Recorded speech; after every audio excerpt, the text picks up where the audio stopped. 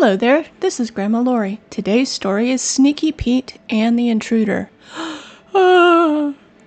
Sneaky Pete stretched his arms above his head as he woke. The sun was shining through the window in his bedroom.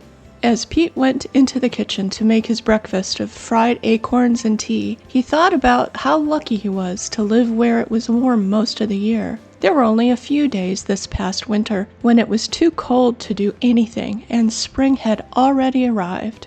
Breakfast tasted especially good this morning. His tea warmed his insides as it slid down. All was right with the world. Pete went to the kitchen sink to wash his dishes. As he looked out the window, admiring the beauty of Mom's backyard, he stopped short. What was that? He'd never seen that squirrel before. It was an intruder in Pete's backyard. It was, in Pete's mind, his backyard after all. At times like this, Pete wished he had a dog that could sound the intruder alert. Unfortunately, if the dogs in the house chased this intruder, they'd also chase him. Phil, the intruder squirrel, was passing through when he heard about Mom's backyard. He was told there were tons of feeders filled to the brim with birdseed. Phil had to check it out. Phil was in awe as he entered the backyard. The rumors were true. There was so much birdseed.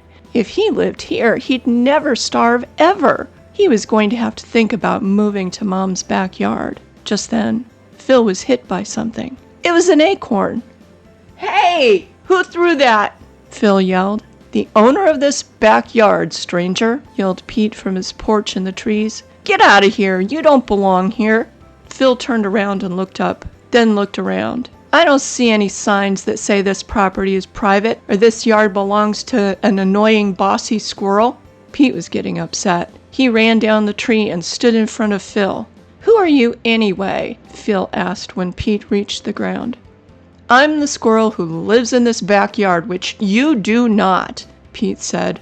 "So get out." "No," was Phil's only reply. He turned his back on Sneaky Pete and ran up the pole of the nearest feeder.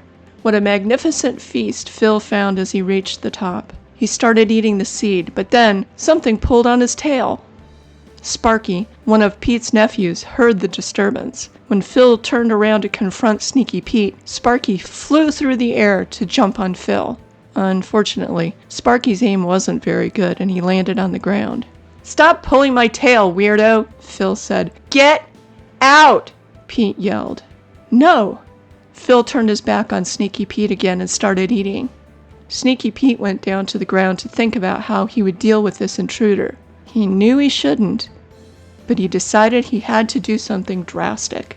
Pete had noticed the cats looking out the window at the commotion, so he ran toward the house. He jumped up on the chair next to the window and looked in.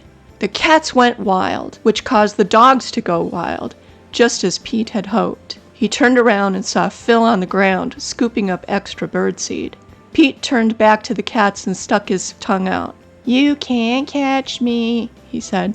As Pete turned his back to the cats and jumped from the porch to the top of the fence, Mom opened the door. The dogs came racing out.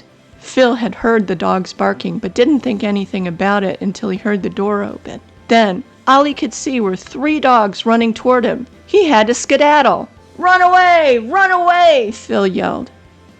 As Phil ran to the top of the fence and jumped into the neighbor's yard, he stopped to catch his breath. "Boy, that was close," Phil said to himself. "I need to remember not to go into that yard. Not only is the resident squirrel bossy and annoying, but those dogs are just crazy." Sneaky Pete, in the meantime, looked over his backyard, now that the intruder was gone. Pete knew the dogs were harmless, all bark but no bite.